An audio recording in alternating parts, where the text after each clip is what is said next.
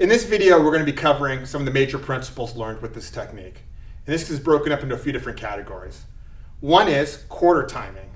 The next one is multi-hemisphere attacks. And then the last one is combining moves. Quarter timing is a very important principle to being successful in fights. It's sort of advanced, but we could start touching on it now. Quarter timing refers to bisecting a person's attack, because the psychology of a person is, if Nate throws his punch, come on in and throw the punch, Nate. Once the punch is complete, Nate has the ability now to think about what the next attack's going to be, or if he's going to defend or move away or whatever it is. But the safest point that you're at, as weird as it sounds, during a person's attack is within the attack itself, because a person's only going to be thinking about his attack until it's done. So if I just block Nate, now all bets are off, because now I'm done, he's done, it's whoever makes the next move first, whether his is a retreat, his is a follow-up attack, what have you. But if I attack Nate, if I defend Nate's attack, but before the attack is completely finished, I then attack, he's very vulnerable, because it's very hard to think about offense and defense equally and at the same time.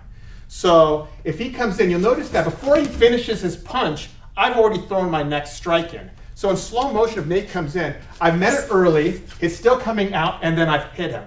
So when his punch is completing, he's actually getting hit in the process. Again, this is a very advanced principle, not necessarily something that you need to get for this technique, but this technique does introduce that, because if you can quarter time a person and be able to hit them, then he's stunned before he has a chance to even throw anything else. Now, if you can't get the quarter timing, be aware of what kind of follow-up attacks that he can do.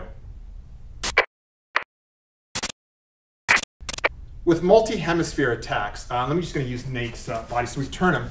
The body can be broken up into a few different hemispheres. If I just cut him right down the middle, there's the top and bottom hemisphere, and then split this way, there's the right and left hemisphere.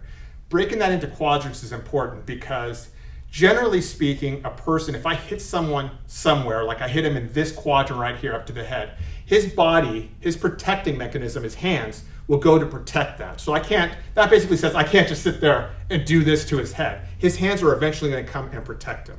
But when I deal with many different hemispheres, like go from his right hemisphere to his left hemisphere, go from the top hemisphere to the bottom hemisphere, and then further complicate it by go from hemisphere 1, this one, to hemisphere 4, then I can definitely confuse him where he's always one step behind, because there's only so much he can protect with his arms. If I'm attacking quadrant 1, then the hands are going to go there to protect quadrant 1.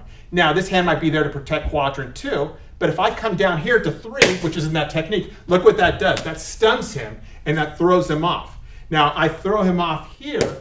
Now, let's just say that hand goes down, but say this hand stays up and this back fist doesn't hit him or hurt him. That's fine, because I can hook that, pull it away, and then back fist him with the other hand. The important thing about quadrants, and what this technique is showing as Nate punches in, I'm here, high to one quadrant, high to the other quadrant, drop down, come back high to one quadrant, and finish to the other quadrant.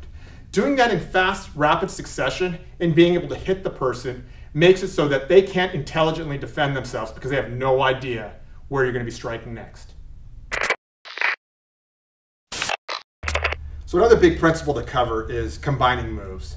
And the actual bigger principle on this is called the one-step theory.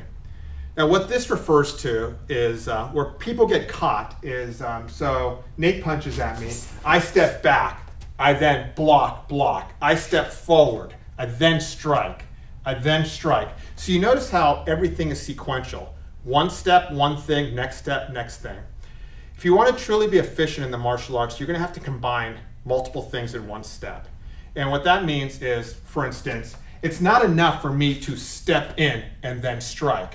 I need to, like just for instance, this technique where we were going here, I need to be able to hit him, but I need to step, because if I were to, I can definitely do the back fist from here, but imagine the time that it takes if I go 1, step, strike. That takes too long. So to be very efficient in fighting is to combine multiple things into one purpose. So in this technique, what I'm doing here is I'm double blocking and I'm striking, I'm quarter timing that. Now I'm hitting but at the same time, I'm anchoring.